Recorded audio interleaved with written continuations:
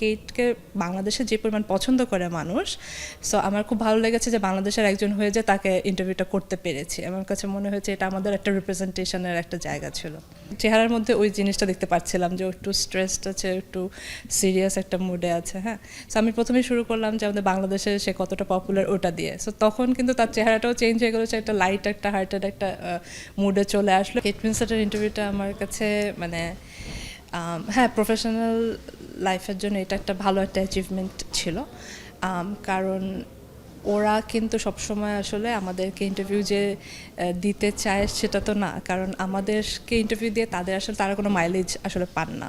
হ্যাঁ, যেমন ব্যবসায়িক দিক থেকে ওদের এটাতে কোনো লাভ হয় না, বা ইভেন অডিয়েন্স ইনক্রিজের ক্ষেত্রেও আসলে তেমন কোনো লাভ হয় না আমাদের সাথে ইন্টারভিউ দিলে। হ্যাঁ, বাট এটা যেটা হলো যে নেটফ্লিক্সের সাথে আমার যে একটা সম্পর্ক স্থাপন হয়েছে গত 3-4 বছরে গোল্ডেন গ্লোবসের জুরি থাকার জন্য।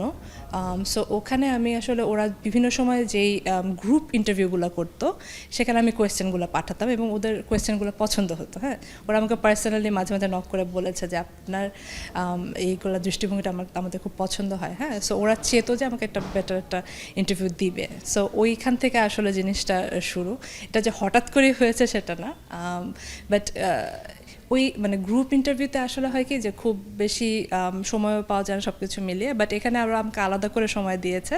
সো এই জন্য আসলে আমার আরও ইন্টারেস্টটা আরও বেশি ছিল যে আমাকে এটার সাথে 1-on-1 একটা ইন্টারভিউ করা। আর সে তো মানে খুবই মানে কি বলবো, খুবই কর্ডিয়াল ছিল এবং আপনারা যদি দেখেন ইন্টারভিউটা, সে কিন্তু একদম মানে কি মানে খুব চিন্তা করে করে অ্যান্সারগুলো দিয়েছে এবং মানে খুব ভালো লেগেছে মোটমাট তার সব কিছু মিলিয়ে আর কি। হ্যাঁ, ওনাকে তো আপনি দেখছেন চমক সেই পর্দায়, টাইটানিক থেকে তো সবাই অনেক কিছু তারপর যে নিলেন, এটা নিয়ে কি বলবেন যে স্বপ্নের আসলে স্বপ্ন তার কথা এমনি স্বপ্নের উনি আসলে একটু বেশি স্বপ্ন, সে যখন আপনার সাথে কথা বলছিল ওই মুহূর্তে আসলে ওই মুহূর্তে একদম যখন শুরু করলো তখন ওরা আসলে একদিনে অনেকগুলো ইন্টারভিউ ফেলে, তো সো দেখা যায় যে ওরা একটু স্ট্রেসড থাকে। হ্যাঁ, সো আমি যখন ও আসলো প্রথমে আমি চেহারার মধ্যে ওই জিনিসটা দেখতে পাচ্ছিলাম যে ও একটু স্ট্রেসড আছে, একটু সিরিয়াস একটা মুডে আছে। হ্যাঁ, সো আমি প্রথমেই শুরু করলাম যে আমাদের বাংলাদেশে সে কতটা পপুলার ওটা দিয়ে। সো তখন কিন্তু তার চেহারাটাও চেঞ্জ হয়ে গেলো, একটা লাইট একটা হার্টেড একটা মুডে চলে আসলো এবং তারপরে কনভারসেশনটা অনেক বেশি স্মুথ এবং মানে কমফর্টেবল ছিল। সো ওকে দেখে আমি মানে স্টার স্ট্রাক হওয়ার যে ব্যাপারটা, ওই জিনিসটা আমি আসলে আগে থেকে তো নিজেকে এভাবে করে, আমরা যেহেতু প্রফেশনালি কাজ করছি এবং আমি আগে যখন আপনার পড়াশোনা করেছিলাম লস অ্যাঞ্জেলেসে, তখনও তো আমার অনেক হলিউডের মানুষদের সাথে আসলে সামনাসামনি দেখা হয়েছে, এটা নয় ছিল জুমে।